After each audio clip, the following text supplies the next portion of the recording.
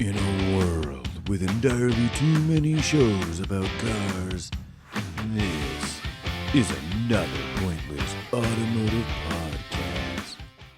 Hello there, Chadwick. Hello, Frank, and Hi. hello, radio wave receiving people. We're just gonna say it's radio wave, even though it's totally internety Question: people. If we have a podcast that's also on YouTube, are we our own video trying to kill our own radio star? Was it ever Are alive? we like? Were we are we ever like- truly alive? It's We're like just- Schrodinger's podcast. I don't Pretty much, yeah. We're in this like weird somewhere in between Ouroboros both. of self suck, which is quite good at, honestly. On that note, on that lovely intro, I don't know how better to intro something that we have no genuine topic. Yeah, this I mean, week. we're sitting down at the literal 11th hour to crank We this are, hog, if you will. to dig one out, and whip this thing out real quick right before a live on a whim. This was not planned. We just were like, we're up against it. Can you breathe? Can I breathe? Okay, let's breathe near microphones. And A little iffy, but comes yeah. out. So here we are. We've been ever busy. I'll start off with this. There's mice now in my garage. I think I talked about it before, but now there are like a lot of them to the point where I'm here. I was in here yesterday, just like trying to get some work done. Yeah. And then like see this, if you're watching along at home, see this like this we're gonna call it shelving unit here. Mhm. I heard some rustling and I look up and there was a mouse scaling the textured wall, just like going up there. So I've got Holy shit. I don't have anything for that. There's not like they're eating anything in here, I hope. Those But I'm sure they're like 944s are pretty nesting. tasty, right? Yeah, so it's to the point where I think I've been so impossibly busy that it's negatively impacted a lot of things, including me and having time to get this damned car out of my garage, and B, get like there's like some garbage over here, and there's like menagerie and recycling over here, and there's some stuff I got to put in storage over here, and there's a exercise bike that nobody uses anymore because that's only what home gym equipment is for. Mm-hmm. So yes, the rodents have taken in. It's a vibe. I hear you're completely busy and raise you a fucking echelon above unhealthy busy. I literally FaceTime my almost 6-month-old daughter tonight because every night after work I've been coming and working on my old house as we prepare to sell. So literally just put subflooring in, routed it, installed a toilet, rebuilt a toilet, installed it, did the drain system and everything. It's fucking crazy. Like I'm running on pure fumes, my friend. I get 4.5 hours a night of sleep, and I've just been cranking this workout, and it's sad, man. I haven't uploaded to YouTube like I was telling you for like a month and a half, so it's like I'm overdoing it. I mean, we're up against it for this deadline to sell a couple properties and move. So I'm like, it's not even realistic like how busy I've been. But my friend, I did manage to drive something pretty cool, something I kind of wanted to. So tell me, and then I thought of a random topic that we can discuss off of your slaving away and doing some project. What did you drive? Can I give me a country of origin and a decade, and I will try and guess it. So in Street Fighter 2 terminology, USA. And okay. I thought you were gonna say Lexus LS 500, and you just beat the shit out of it on a dock somewhere. Right? What a fucking horrible thing to do to like one of their prized country possessions. Oh, it was brand new then. That was like definitely a Yakuza mobile. Yeah, that was like an LS 400 for sure in 1991, right? So so country origin USA, super modern, like for sale right now car. Oh, USA. I know we've talked about the Katy Perry edition before. Is it coming at me like a dark horse? Oh, it's not. It's not. Oh man. Okay. I swear I thought that was it. I thought it has over twice the horsepower of a dark horse. Oh, dropped it. I just dropped that big HP number. A Lucid? Nope. Because isn't a dark horse like 520? Did you drive a Model S Plaid? Dark horse is exactly 500. No, it was like 521 or something dumb. Yeah, maybe I drove a Plaid if it could lock all its differentials in crab walk. Oh, so you drove Mm. a 9,600 pound behemoth of. You got a Hummer, is what you're telling me. Literally got a Hummer. Safe for this podcast, of course. Everything's safe for this podcast. Yeah, We are not regulated. We're not yeah. important enough to be regulated. There's been topics involving like skinning children of the third world. I think Knew we'll you, be okay. knew you were going right there, dude. We I knew have you were to. going right there. Let's spend 20 minutes discussing it. No, but carry on. The old fallback. Hmm? So in reality, I always thought from imagery, they look monstrously huge. In real life, Hmm? they are monstrously huge, but it looks more off-roady than you'd think from the images. They did a great job with that vehicle. I'm actually enamored. If it's that in Cybertruck, I do Hummer EV every fucking day of the week, plus like 2 extra days that I made up in my head because this Sure. thing is so good, dude. The interior is really nice. The thing is, you think it's like unwieldy, but it's not. With the 360 camera system, all the sensors, I was able to park into like a really small spot without even turning my head. It's just incredible. The tech. Crab Walk has that funny, cool feature where you can kind of walk at an Mhm. angle. The real benefit of Crab Walk, you can literally turn in like a Miata's turning radius or less.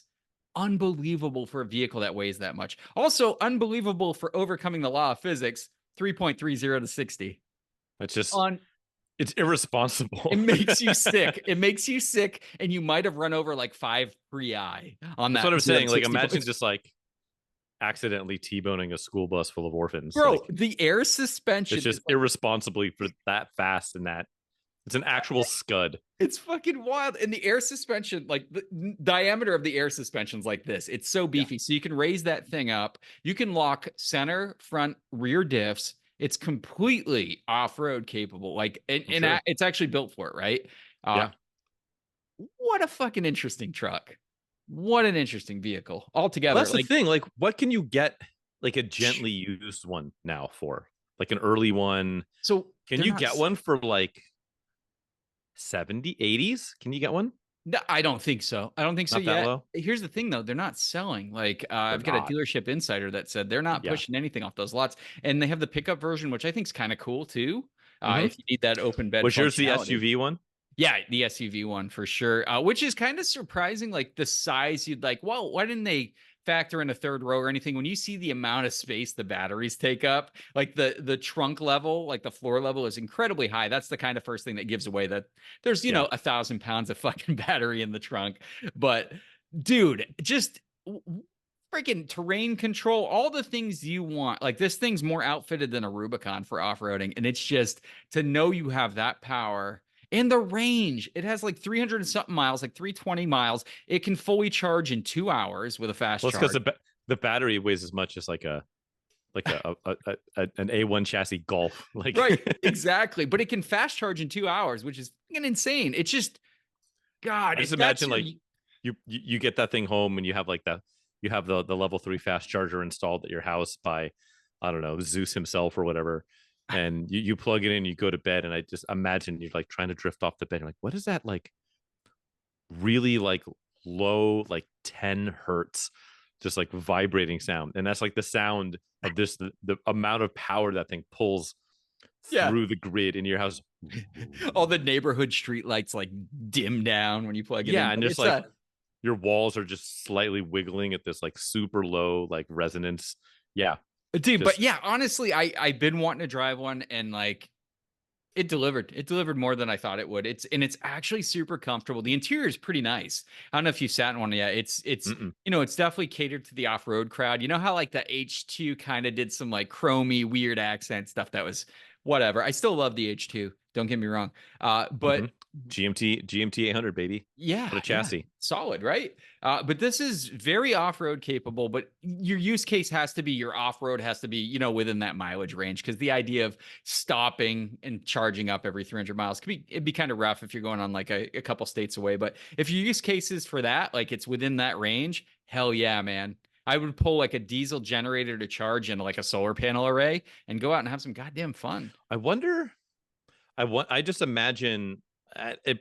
You'd probably have to like do some hack to like get the truck to support driving and fast charging at the same time. But I imagine somebody doing some like cannonball type shit where like the bed is full of like whatever 200 gallons of whatever. I would say diesel, but you can probably just get away with using heating oil from like the Northeast because you're already breaking the law anyways. You might as well fucking Fuck go do yeah. it. 200 gallons of heating oil for like $1 a gallon, and then just like like a big honking generator going straight into a Just keep it going, baby. and just go, yeah, just mob the entire country without stopping. I will say it though, for the company that made the Chevy Cruze, the Hummer EV is quite it's quite an engineering like marvel because dude, when you drive it drives perfectly awesome. Like very, very composed, but having all that power right there and all that capability for off-road action, it's just I love that kind of shit. And the price point, yeah, 100 plus, like 110. When you put it toe to toe with the the Cybertruck, I mean, I go Hummer EV, man. You want to just, I'm going to illustrate a quick example of a combination of unrealistic levels of depreciation and the power that was peak COVID bubble. Yeah. So I'm just going to say the first, let's call it 4 Hummer EVs that sold on Cars and Bids. Yeah, they got flipped. Yep. The first one, 235. The second one, 260, 420. And those were both in middle of April of 22. Emphasis on 420, brah. Whoever spent that money. So 260, 420, just over 2 years ago. That's ADM times 2. That's what the ADM. Guess what the last one bid in on March of this year. So realistically, March of this year, 4,100 mile edition 1, optioned out, white, or lunar, whatever they call it. Maybe like what did it? I'll give you a hint. It did not sell. It didn't hit reserve. Jesus. I bet. Am I guessing highest bid? Yeah. What was the non-winning bid? The high bid on it. Someone probably bid up to 125, 130, and reserve was probably 84,944. It bid to 85 grand. So it went from 260 in April of 22, and this one in March of 24. So under 2 years later, it lost $180,000 in value. That's the issue of playing the inventory shortage game from COVID, right? Yeah, well, that's it. And that thing was so hyped, and people deeply overpaid to be the first guy on the block to get it, and they lost a mortgage in a middle America state. You're right. This one that bid to 85, 4,100 mile car. It's not like it's all beat up and used. You got the reservation in front of you there by chance or not? I'm not privy to that knowledge. Okay. I'm assuming. I bet it was like 140. I bet that guy, because they were about 115, 120 optioned all the way up. Those first editions. The last one that sold was November of 23, and it sold for 111. Okay. And it had delivery miles. It had 100 miles on it. Wow. It was a 23. So it was a new truck sold for 111. A bunch had not hit reserve. One sold for 135 with 5,500 miles on it. Yeah. And that was in, September of 23. So that was a year ago. They were actually moving. That's why, like, on a dealership, like, yeah, if they're trying to get 130, the market is only saying, hey, I'll give you 85. Yeah, let's be honest. GM definitely wasn't planning for this to be a mass market selling machine. No. But I mean, to be fair, though, as a platform for technology and performance, holy shit, GM, good job. Yeah. I'm curious if could they make one that's like maybe not quite as feature packed, way smaller, and have it be something cool? I don't know.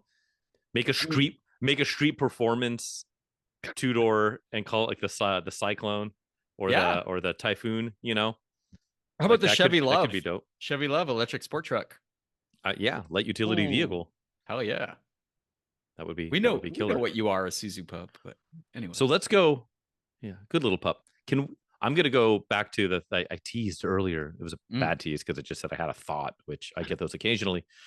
Good. You mentioned how you've been slaving away, building some, doing some home projects and getting some stuff built. So you're getting stuff done.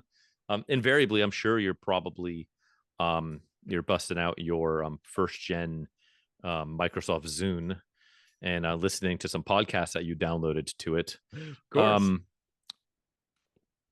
What automotive besides our own Yeah. Have you been listening to some interesting automotive podcast stuff? Not to stir the pot as I drink some sparkling water Ooh, shots here. fired. And but no, I'm just curious. Like, is there what have you been? Because I'm kind of stagnant. I haven't really listened to anything Oh shit. particularly new and So- interesting. So I'd love some insights if So- you have them. You know, if I'm not listening to the best automotive podcast, which is this one, APA podcast, another pointless automotive Certainly podcast. the most pointless. Just saying. I do. So Auto Off Topic's one of my favorites. I feel like a lot of my views on cars Our align with frenemies. those guys. Yeah, they're good guys. Even though we hate them deeply, and I would do Absolutely. anything to watch them burn. Yeah, dude, absolutely. Fucking hate their That guts. said, that said, honestly, if one of them does combust next to me, either Brad or Andrew, we can I will gladly pour several seltzer waters of varying brands and such to put them out. I will gladly do that. Both fair and just. But honestly though, those guys are buddies at DWA. Like their podcast a lot. Everyday Good listens. Drivers, one I really like those guys. They actually acquired or purchased Hooked on Driving, which was a driving group. shit. Yeah, a driving group that I used to always do my track days with, like ever since like I moved out here in 2013. I started going to those, so that's super cool. I like those That's guys. rad. Paul and Todd are really cool, and they like cool cars too. So I like their takes on stuff, and I like how they try to match cars to people. I think that's a novel take on the automotive stuff, and I really like that. And then after that, maybe a little Smoking Tire if they have an interesting guest. Sure. And they're not talking about watches too much, but Yeah, I never get the watch guy thing. Like I mean, I get it, but I don't know. I mean, I recognize it, but I don't want to listen to it for an hour. So, right. Yeah, That one, the peacock. That's my rotation, my friend. How about you, man? What do you? If Pretty you much. do listen, Yeah, I mean, pretty much the same. Trying to think if there's any. I mean, yeah, like I have.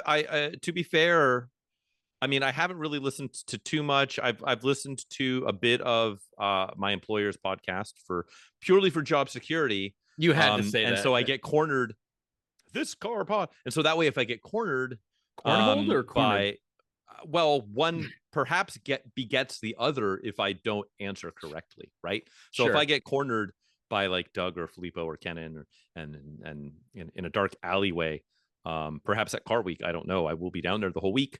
I don't know what the repercussions would be if they're like, what were we talking about in a news segment? I'm like, the Allspark owl, and then violence will ensue for sure. And so I don't want to incur that wrath. So I dabble there.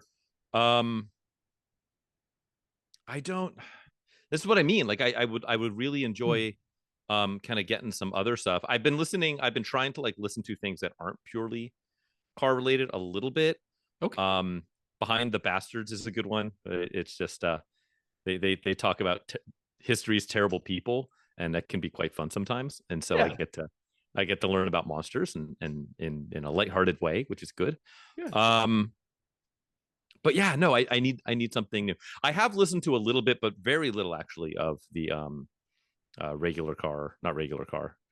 Everyday Driver. And I do need to revisit it, because I mean they talk about a lot of the same shit we do, at least when we talk about the buying something fun, the $5,000 challenge or the $20,000 challenge, or somebody writing in because they need something hyper obscure and they don't define their life at all. And it's like, oh, I don't know what you need. They know the market, and there's a lot of humor in it when they stretch it too. And like, it's cool. Like a year or two later when the person writes back and like, dude, I totally followed your advice and you were right. I think that's so good. They're like car matchmakers, which I think it is a novel idea, and it's super cool. They seem really cool, Well, like really cool guys. Well, dear listener, let us know. Like, get me and Chadwick here on something else interesting. If there's something like super grassroots, or like some weird, like, oh yeah, all we do is like smoke salvia and then try and talk about cars after it, or something really different, that's not like, as you said it, like the watch and hypercar hour, which like just isn't really our I didn't. really our I feel thing. like I insulted like 80% of the car, like community when I said like that's not the really watch. generally our listener base, right? So Right. what they don't know ain't gonna hurt them. And This is B, true, dude. like I don't. If I'm gonna own a supercar, it's gonna be like the dog shit one. And I mean, so if I'm gonna own a watch, which I don't actually, I do own. It's around here somewhere. I do own one watch. It's the same one I've owned since 5th grade. I haven't worn it, or it hasn't had batteries in it for 30 years. And it's an old Timex Ironman triathlon.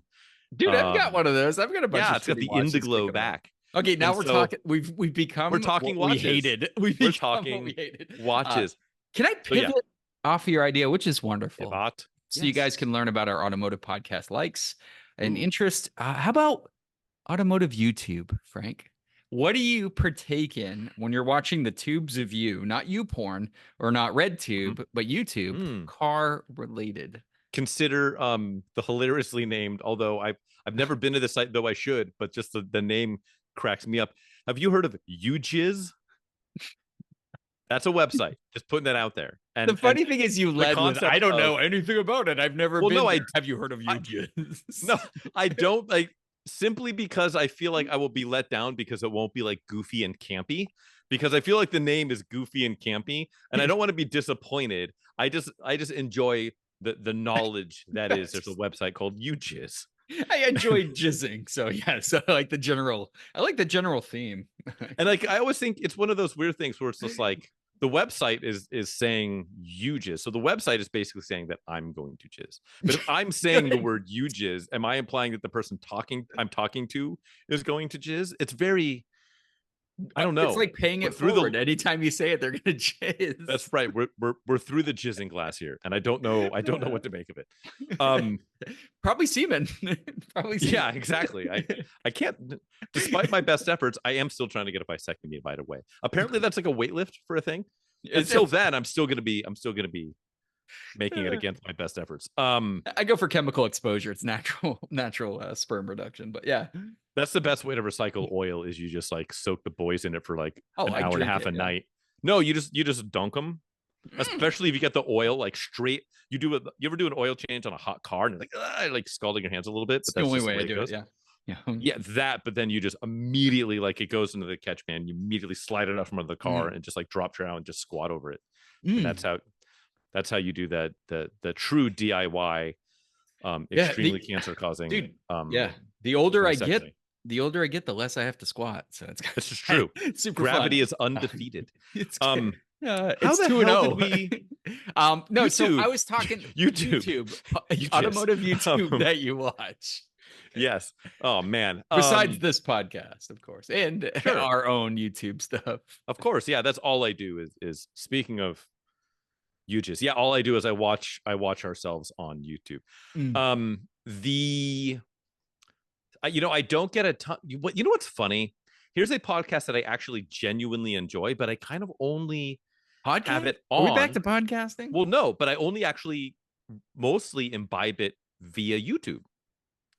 And that's our friends Jason Camisa and Jason Tam Scott over at the Carmudgeon podcast. True. I really enjoy listen to that from time to time. I do enjoy it. I think it's I would argue it's certainly one of the absolute best, most insightful. I don't always completely agree with them, but I usually do. And it's just good, and they make a good pairing, and I like them as humans, and they're local, and so I like that podcast. But I only watch it on YouTube. I don't know why. It's not like this incredible visual component. They have some gags and some edits and stuff, but I do like their content, and I mostly consume it on YouTube. Assuming you watch Jason's work on like Haggerty too, like it's such good quality stuff. The one that he did on the Genesis G90, which is a car I straight up don't care about. A lot of people started caring about it after that piece, and I still didn't care about it after the piece, but just the obscene quality of that piece. I messaged Jason afterwards on Instagram. I was just like, I take photos professionally, and you make me want to take all my gear and just huck it into the bay. Like I don't. the production quality on all of them, but that one specifically was just so obscene. Yeah, the editing's through the roof. It's like, And he's like, you responded. He's like, oh, thanks, man. I appreciate the kind words. And then we started talking about herfagonosyphilades or whatever he said in the video, and yeah, had a right. chuckle. But yeah, I really enjoy that. I really enjoyed, Jason's work there is incredible. Funny and to go because we're the edgy ones in the podcast world, right? We just did a segment on Yuji's. Did you watch his video on the Cybertruck?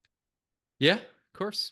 I know everyone afterwards was like, he's a shill and he was paid to say all that shit.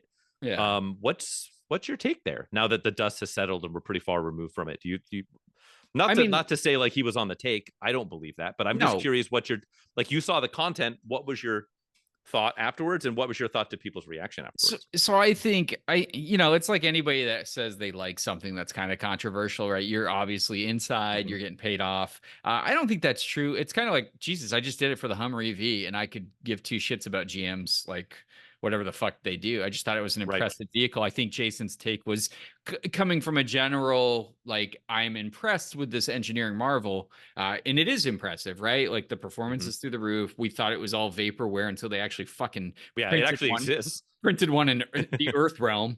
And he liked it. I mean, and the testing was interesting, seeing the drag race and the performance numbers and what it could actually do. I think he was generally enamored with it. And he's got a pretty good taste in vehicles. He's got some good stuff, 190Es and E30s and bitch baskets aside. I think he was just like really genuinely taken aback by how good this thing was when it was created. And we all thought it wouldn't be created. Sure. So I don't think so. I think that happens a lot. I think if you jump on the side of something controversial and you like agree with it, like he's not supposed to like electric cars. This guy's Mr. Analog. Yeah, I think that drove a lot of people's reaction. I mostly agree with you there. I do think there were parts of it that I watched and I was just like, because I saw some of the reactions before I saw the video, and I was like, that doesn't really sound like his stuff. But then I saw it, I was like, like I see where people got caught up. Like there's one where he's talking about like the crash and I haven't seen it since it came out, so I might be misremembering, but I want to say there's one where he's talking about like the crash test data, and it broke the testing rig and right. And he was talking about like, like at the beginning of it, it was just like, like it's this angular thing and it's heavy, it's not going to be safe. And he just like looks at the camera and goes like, hold on, this is Tesla we're talking about here, and like in a positive way. And like I looked at I saw, I was like, people got hung up on shit like that, where like it came off as like he was slinging for Tesla. And honestly, I think if everyone everyone got to view it and there was a regular ass embargo and then it all just went out to everybody, nobody would give a shit. But because he had early access, it suddenly became the it's shill plagiarism show. And not plagiarism, but it's paid advertising, and he's on the take, and which I don't agree with at all. I don't think that's the case at all. Yeah, but I watched it and it was like, okay. He had positive things to say about it. It's ugly as sin, and he intimated that a little bit, but on the balance of not biting the hands that feeds about the objective stuff, like how the damn thing looks, but being impressed by the subjective stuff, like the 48 volt architecture and all that. Like I can see why people got caught up in it, and he maybe put the balance in one direction a little bit too far for the viewer's taste. Maybe not in reality, but in the viewer's taste. And on something that looks like a cheese grater and raccoons are breaking into it because they think it's a dumpster. Yeah, it ends up all of a sudden someone who's well respected is a shill. So sure. And it kind of, I review a bunch of like a variety of cars. I work on like my projects are all over the map, right? Like, and we've talked about on the podcast how I'm not like so-and-so car guy. Okay, maybe Galant VR4s, I'll always have one in my life. But in general, right? Like I'll take stupid shit on. I'll take like something more modern or mainstream, like the NSX was mainstream, my Cayman S, but I'll also drive a Mercury LTS, and I will fucking, in the review of it, I will talk about how I love how this thing exists and how much fun I'm having with it. So I kind of like, I think Jason's like that too. He's like got a well-defined like flavor of car he likes, but also he like, if you ever watched the Corvette ZR1 one he did, he was fucking enamored with that car as well. Yeah. Like, because it was quite in 1990, that thing was a fucking beast. So I think that's cool. And I think that shows a lot of honesty. Like, it might not be the car you have or the car you associate with your your automotive stable or the things you're into, but it's still to show that respect for a car that's just fucking awesome. I think that's huge. I think that's super genuine. I think that was a bit of that in that too, right? For sure. And that's a car, like, I think it's stupid, and I feel embarrassed for anyone that's driving a Cybertruck, like secondhand embarrassment.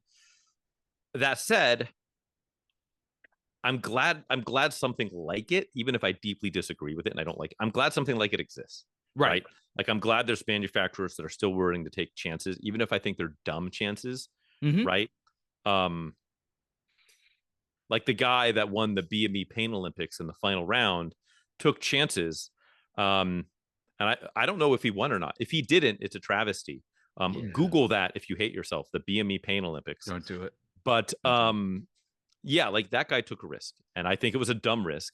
Just like I think Elon talking his or demanding his team to create that, in my opinion, which is an abomination. At least appearance wise, I think there's some interesting stuff with it. I think the fact that it parts are falling off it and this and that is it's a Tesla time honored tradition. It's just now you have it in a truck, so people that do truck things and parts fall off it. But I'm glad it exists. I wish more manufacturers took bigger risks. Yeah. And they aren't, for lots of reasons. And Elon's okay cooking his shareholders. And so he can take those risks, and versus if you have a different kind of structured company like all the rest of the manufacturers. Honestly, though, that Hummer EV that's a fairly risky thing. Super risky. I mean, GM, and the fact that it came out in the COVID bubble, I think, I don't want to say saved their bacon, because who knows, right? But it didn't. That's how somebody bought one for $264.20 on auction, which is dumb money. For 20. Anyways. No, and for YouTube stuff, it's pretty cool. I do watch a lot of automotive content on YouTube. I like the smaller stuff. I like the more organic stuff. Like the stupid stuff. I love that too. But I also like the really good production stuff, like Throttle House. I have to give a shout out. I love those guys are. They're fucking cool guys. They used my NSX footage when they did in COVID. They did a special on affordable supercars, not so much now, right? But they reached out. They literally asked if they could use my content, put it in there. They put Auto Obsessive Garage in there, and it was fucking cool. And at the time, I don't even know if I had 1,000 subscribers, and I was just like, fuck yeah! And then they blew the fuck up, right? And I fucking love their content. The sense of humor is like genuine. It's really cool stuff, and the production value are like astronomical for like compared to your standard YouTube fare. I love that kind of stuff. I mean, they're incredibly good at what they do. It's like it's kind of the right, I think for YouTube, it's the exact right balance of comedy and quality insight and polish. It's not overly polished. Like, you could argue Jason's stuff is overly polished, but I'm very glad it's there, and I'm glad he does it. But that's why, he pushes one of those out a month or once a quarter or whatever. Like, he's not pumping those out 2 a week. Sure. And versus somebody like, I don't know, Doug, like almost no production value, right? And so I think they do a very good job of kind of cutting the baby down the middle, and it's smart. They have good concepts. The production value's right where it should be. And I don't know anyone who doesn't like those guys, whether in industry or outside of it. So they've got, I think there's an extremely good argument they've got the best thing going on right now. I agree. I don't watch that much of their stuff, and that's mostly I don't watch a whole lot of YouTube anymore. I just don't have the damn time. But when I do, their stuff is very good. The Savage Geese guys, I like what they do. Some of I don't agree with all of their stances all of the time, but that's okay. Sure. Yeah. But they do have some good stances. I like their technical angle stuff. I like less the stuff that they do where they're like talking to the engineer on a press launch and stuff like that, and showing pre-produced footage that was given to them about the engineering decisions. And like, I'm glad that's there when I'm in the mood for that. Like, it's interesting to watch and learn about, why the engineering tuned the resonance of the air intake at such a level. Like, I'm glad that's there should I choose to consume it. I just don't feel like consuming that as much as the more lighthearted shit, the stuff we do to a certain With- extent, like yeah. off the cuff stuff. With you there. My favorite though, Motor Week Retro. Dude, yeah. Because I basically emulate. I'm like, so a couple. I'm gonna say a couple things, and I'm gonna say a TV show now. We'll do TV shows if we have a little time. We're running. We don't have much. My quiz will be quick. I want to say quiz. Motor Week Retro, probably the best thing ever. I fucking love it. It's really good stuff. John Davis been doing it for what 50 or 40 something years now. So I know, and it's what's crazy is that he also had the time to be the lead singer of Korn. Yeah, I mean, I was gonna do an impression of what's it's harder one, Twisted or whatever, twist. Yeah. I'm not up on the discography. I had whatever album that Freak on a Leash came on. I had that in high school, and then that's the only you would have that one. But no, John Davis's comments about fucking not having enough instrumentation, just love it. Try to put that in all my review videos, but just racking the manual seat back and forth like super aggressively, bro, getting in with racing gloves and a fucking like Toyota Camry and like beat the shit out of the steering wheel and just I love it, dude. Twist that knobs. So good, yeah, like slamming everything. I actually enjoy it. I think that stuff is good. Their marathons are fucking brilliant. Like the fucking commentary, like the actual like people chatting live. It's fucking brilliant, and it's like I love that they fucking they really highlight shit boxes, and that's where I live. You know what would be. I would say he would be probably, if we got to pick any automotive media world human being to have as a guest on our podcast. I think John Davis would be a top 5 for sure. I don't know if he'd be number 1, right? I don't know if he'd beat out like James May or Clarkson or dude. I would have John Davis rank our cars that we've owned. Like that would be such a fun like roasting. Yeah. He'd be like, "What the fuck is wrong with?" He'd look in your background right now and be like, "What's wrong with you?" I would just want to hear his voice about something trivial. Yeah. Like, hey, John Davis, describe the pros and cons of sparkling water or heroin. Just like tell me that. I need it in my life. It's good. And one honorable mention for TV programs. One of my favorite automotive. It's kind of like automotive media is what we're talking about. Which is a good topic. We should have actually done the whole episode. We'll dig deeper later. So Wheeler Dealers is one of my favorite shows of all time, and basically I run the dollar store version of that program. Except I am Mike and Elvis, Ed, Ant, whoever it is at the time. Because I do secure the cars. I do show you the whole process of buying it, where I, source the parts, figure everything out, and then I do the work myself. So I feel like I'm a budget, but I'm gravitated towards that show. I think they fix up, especially the early stuff. They were fixing up general ship boxes, like just stuff rotten in a field, and they'd secure it and they'd get excited. Then Mike would have to do the legwork of securing some super rare part from some, one-off part dealer. And then you had like Ed back at the office and he like described what he was doing. It wasn't like, oh, I got to do this job. And it was like a montage. He walked people through how to do the job. And it just, what a brilliant program. And then they showed the flip at the end, trying to sell it for money. They never really made money because Ed's work was free, right? And that's my model I use when I sell vehicles. But just absolutely brilliant television. And I still watch it. It's one of my favorite programs probably of all time.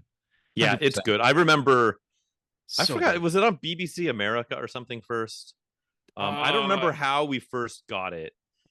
I think it was. It was like middle school or maybe early high school or something, and I would have been like, "What is this?" And like, I forgot like whatever it was. I was only able to see like 5 or 6 episodes, and I was just like, "There has to be more of these. Like, I need to find them." And like downloading on Napster, like 28.8 baud modem.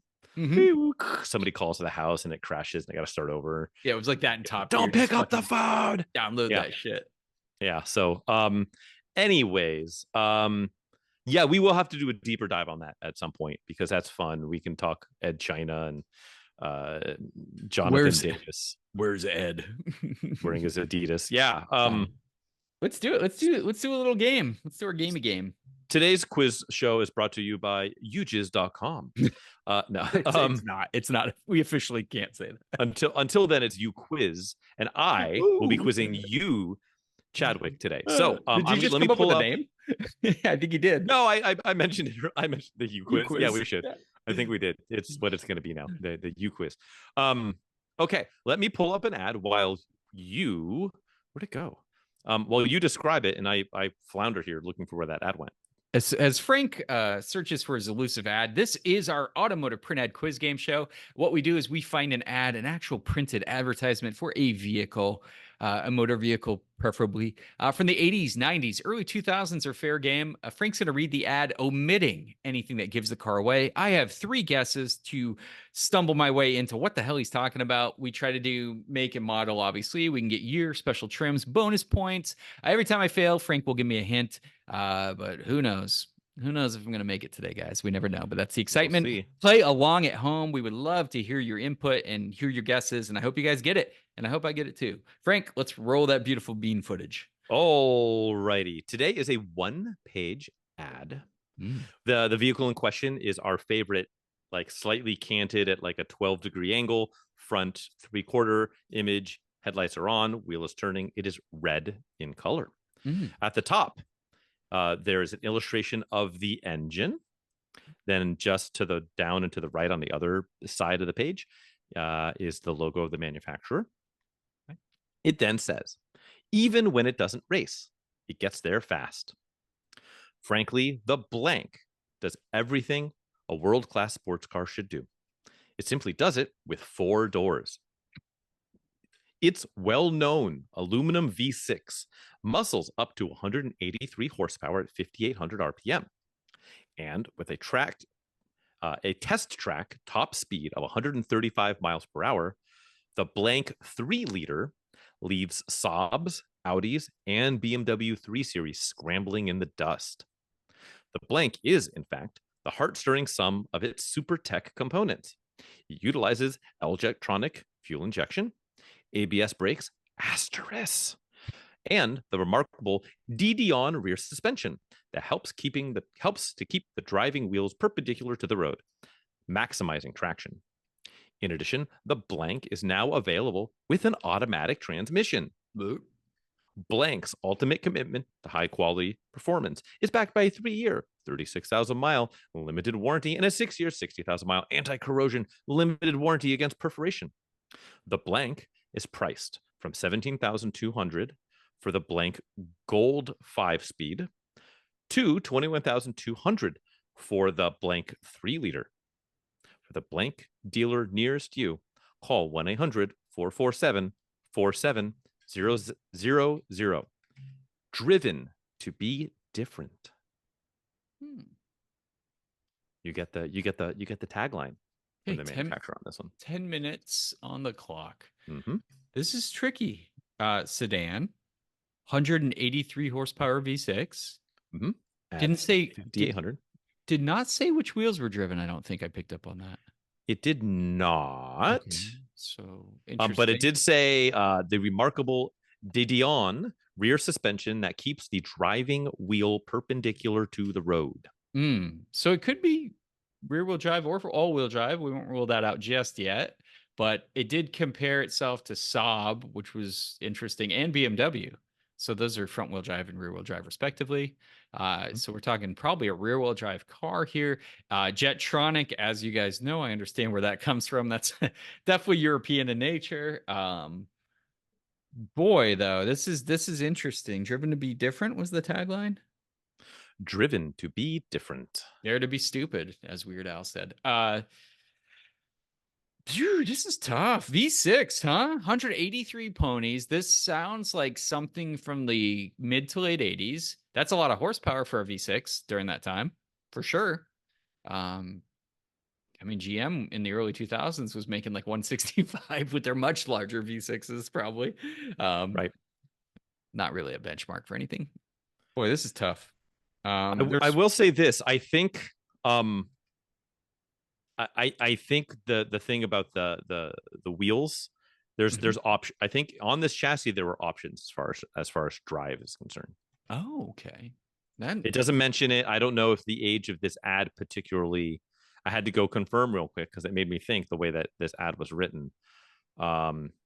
but I do believe there were options as far as the drive wheels. But I believe this, it doesn't mention in the ad, but in this ad in question, I believe this was only available in front wheel drive guys. Is that right? I believe so. So that would be the Saab comparison. Boy, Europe. I'm in Europe. We got that from the Jetronic. Was it L? L Jetronic. Okay, so that puts me in the time period roughly. I know there was aluminum V6. So it's an aluminum V6. Yeah. Possibly front wheel drive. Mm-hmm. By the way, we are calling this phone number when we're done here. It's definitely porn. Did we get with displacement was 3 liters? It sounded like it was because one trim level, the one that the 3-liter version is what did the 135 miles an hour around the test track.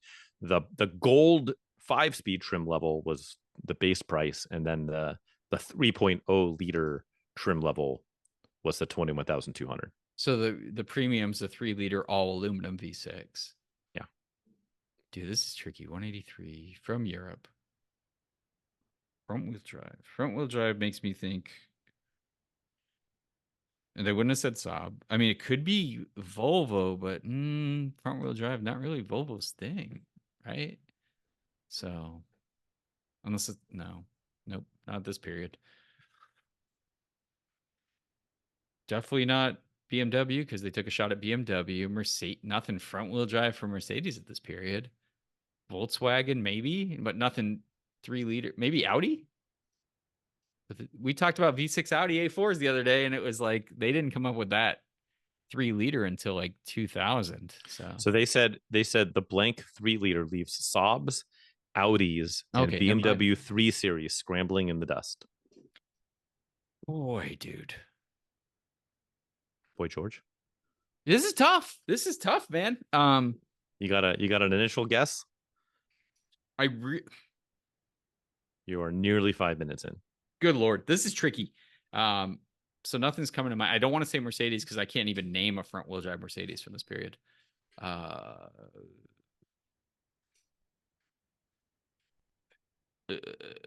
What did Volkswagen stick a V6? I don't think they had a V6 Passat at this time. Definitely not a 3-liter. It would have been I think they ran a 2.8 in the 80s. Let's just do it to get something on the board. We're running out of time. Let's say, yeah, this is a Volkswagen Passat V6. Final answer. I like where your head is at. Okay. I would have thought they would have called it a VR6 if it was an early 90s correct. Passat, first-gen Passat. Underrated. I'd like to get one hands on one of those. And similar, I think those were like 180 horsepower. But that is not what we're looking at. Okay. That was a 2.8. You are right. And the first one of those. Cool car though. Boy, let me cook up a good hint for you. I don't know if this is a good hint, but I'll give it to you and maybe sprinkle something on top. It's funny. It mentions that this car leaves Saabs, Audis, and BMW 3 Series in the dust when this particular car has an exact chassis stablemate that is a Saab. So it would this chassis and unibody, whatever you want to call it, platform. It was platform developed and shared with a Lancia, and a Saab, and this car. And it is from a manufacturer that today is selling cars in the United States. I don't know how many. Maybe one. Like one car in the US? That's interesting. No, maybe 2. They might be 2 now. Let me look. Let me see what So a limited production, but still alive, right? Still fully. So their website says they have 3, but I think 1 is leaving production shortly. Okay. Interesting. Can you correct me if I'm wrong? Did I hear all aluminum V6? Aluminum V6. I shouldn't have said Passat was iron block at that time still. I think that 2.8. Yeah. There what? Is this front wheel drive? Aluminum V. That's actually pretty unique. Yeah. If we're talking mid to late 80s, I'm picking up on that now. And I shouldn't have said Passat. I like that Passat though. And one more quick hint before we start running out of time. The V6 it says it's well known. It is well known. It has a name. Okay. This 3-liter version and other versions of it in different displacements. I don't know if I'm going to get the car right, because I think, if I'm thinking correctly, that 3-liter V6 was in a couple different models from this OEM at the time. Let's just say it. I think we're talking about an exotic engine, an engine they talked about on, I don't know if it was in this car, but in Top Gear. So Alfa Romeo 164. Final answer. I'm going to take it because that is the exact car. Let me dial it in. What am I wrong on? In North America, it was sold with a different name. Oh, it was the Alyssa Milano. Was that it? Yes. The Milano. This is a 1988 Alfa Yes. Romeo Milano, because that V6 was, and it was pretty. Like, I remember the intake manifold being polished. The Busso V6. Yep. Got it. They don't name it in the ad, but it is the all aluminum V6. You pulled it out. I gave you some hints there, but you got hints. it. We never talk about Alfa, which is a shame, because like you talk about manufacturers that have some of the most crazy and impressive and sad at times, like history. That's a dope ad, by the way. Very nice. It's a cool ad. Yeah, I stumbled on it. Cool. I was looking at 80s Ford shit, and somehow this popped up. I was like, Makes whoa, sense. Look at that. That's ad. Like, immediately, I was like, I'm running with that. It looks good.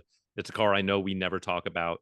Right. I would love to get my hands on one. They're not super expensive, and I assume that ownership is a mess. Like, owning one probably licks. But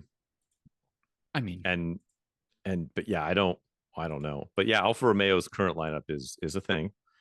The Giulia's leaving. I know that.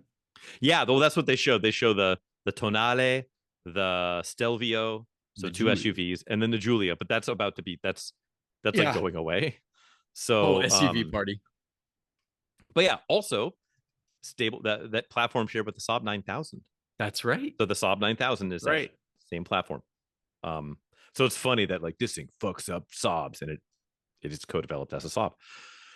Anyways, before we start going way too long in the tooth, I know you've been making progress on lots of things. Have you made any project car progress? I don't know if I already spoke about this, but I did do some work on the Lexus CT. Did I mention cleaning the hybrid fan on the podcast? No, but I need to do that myself on mine. You should totally do it. So they do have an inlet on the passenger rear seat where the fan does pull air, and it's a very important thing to never cover up in those cars. Truth be told, it's not really a service item, but you should service it when you start to get some mileage on there. And depending if you have pets, if you live in a dry, dusty environment, these kind of factors increase this.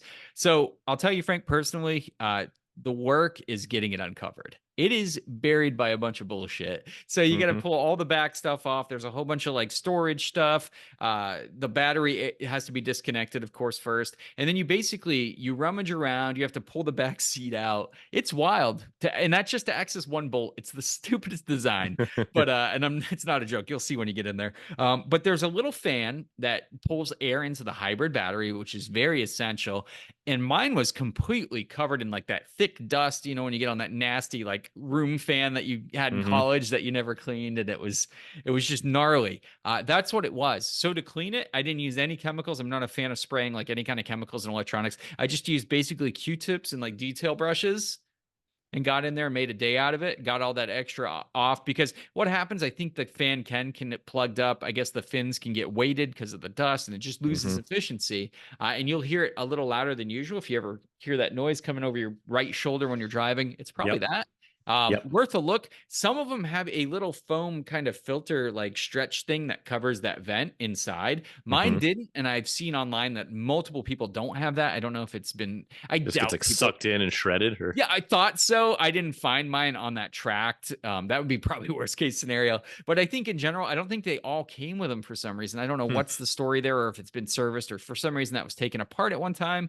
But I didn't have one, and so I did have a bit of dust on mine. And I have a video coming out that'll show that soon. But definitely Dope. put that in your routine maintenance. If you don't, if you own a Prius, it's the same thing. So it's the exact same Yeah. routine. Yeah, no, I need to do it. Yeah, because that's something. Mine's got 100 and almost 175 on it now.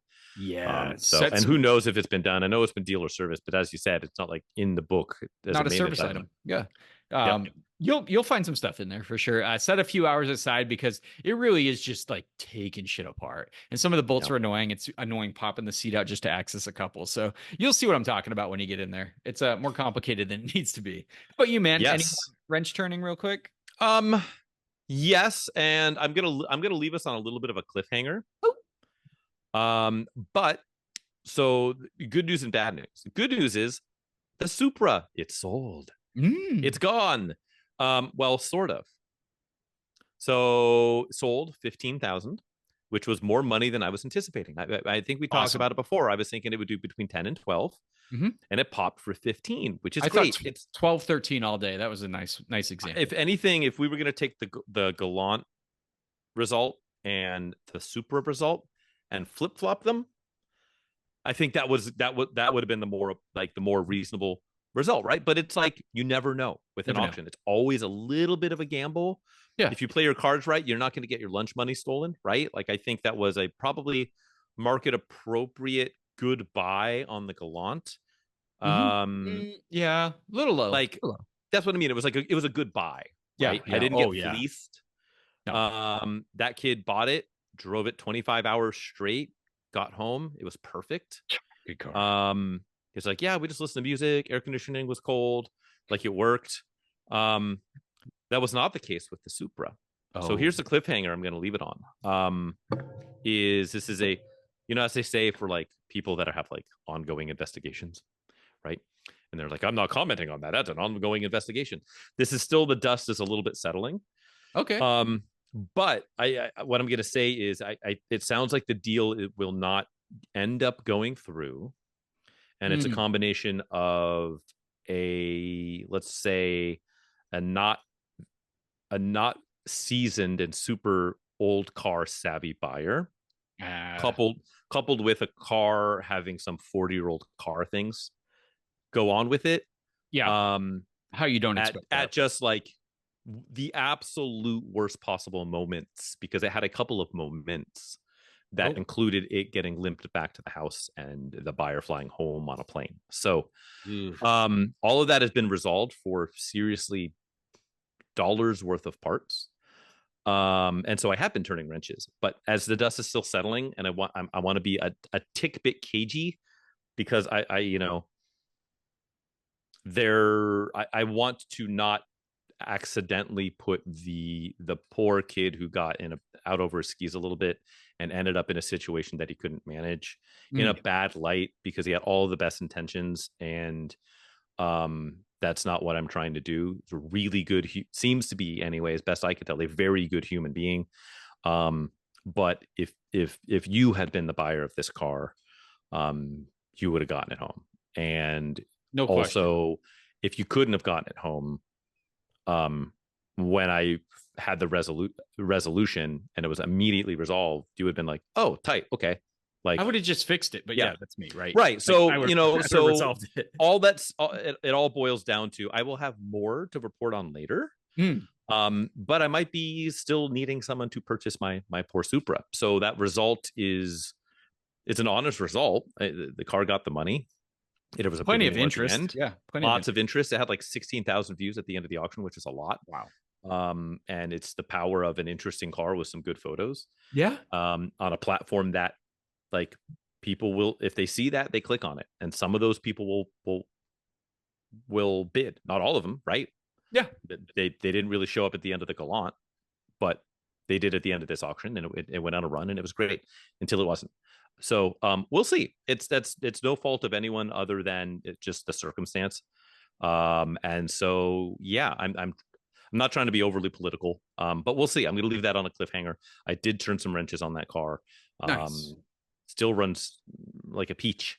Of course it does. And yeah, so that's it. It's funny. I get to be aloof. Ooh.